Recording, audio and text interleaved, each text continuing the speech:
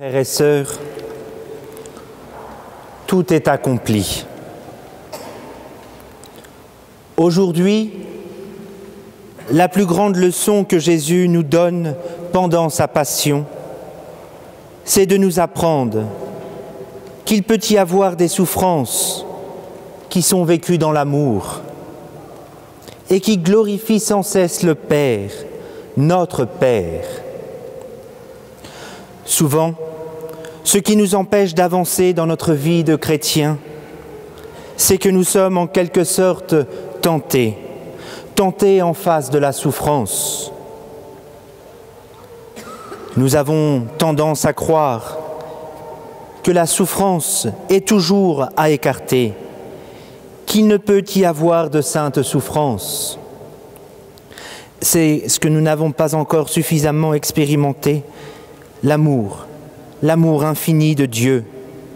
C'est que le Saint-Esprit n'est pas encore venu nous faire pénétrer dans le cœur de Jésus.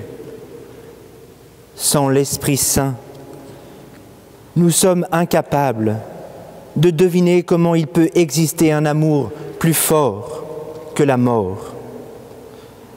Non pas un amour qui empêche de mourir, mais un amour capable de sanctifier la mort, de la pénétrer, de faire qu'il existe une mort qui soit sainte.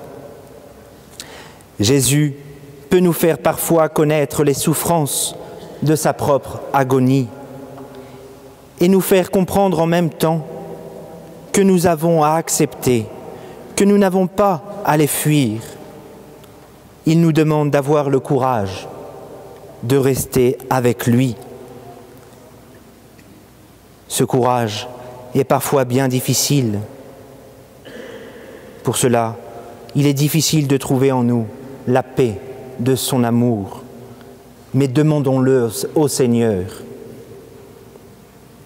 Dans le cœur de Jésus, il y a une unité extraordinaire entre l'amour et la souffrance.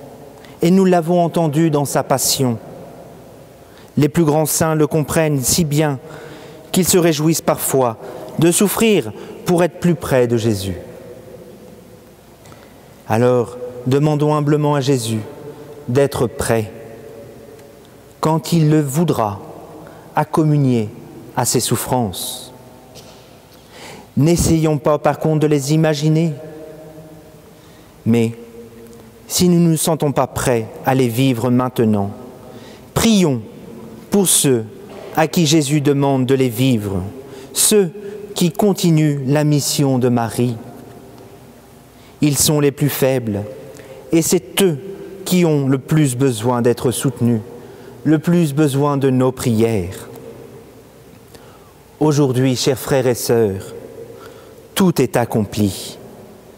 Grâce à la rédemption de notre Seigneur, qui en donnant sa vie à Dieu, nous sauve en nous rachetant de nos fautes.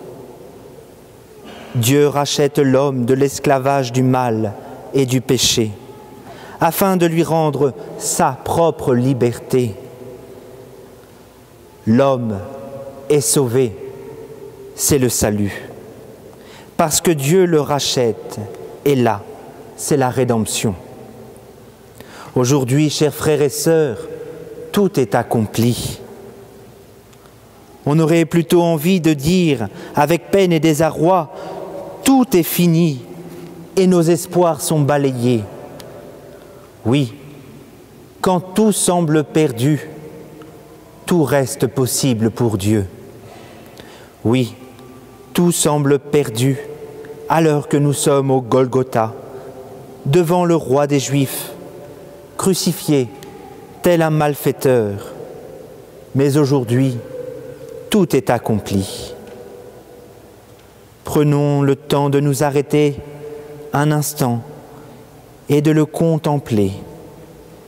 Contemplons-le.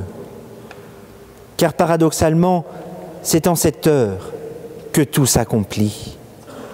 À l'issue d'un procès, dans le mépris et la dérision, dans une souffrance à la fois physique et morale, le Fils achève sa mission. sa mission sur terre où par amour il est venu donner sa vie pour nous sauver. Par amour, il nous offre sa vie. Par la croix plantée dans les ténèbres du mal déchaîné, la mort est anéantie. Par le Christ, dans la seule force de son amour, et la vie éternelle jaillit de son côté transpercé. Car la vie du Fils est dans la main de son Père, et rien ne peut l'en arracher, pas même la mort. Oui, chers frères et sœurs, en ce jour où nous entrons dans le grand silence, où le Christ est mort pour nous sauver, rappelons-nous qu'il l'a fait pour nous sauver du péché, pour nous montrer que l'amour finit toujours par triompher du mal. Alors n'ayons pas peur du Christ. Il n'enlève rien et il donne tout. Celui qui se donne à lui reçoit le centuple. Oui, ouvrez toutes grandes les portes au Christ et vous trouverez la vie.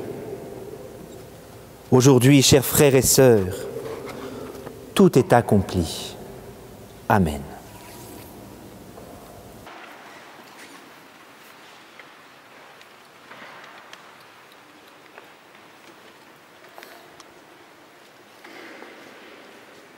Voici le bois de la croix qui a porté le salut du monde.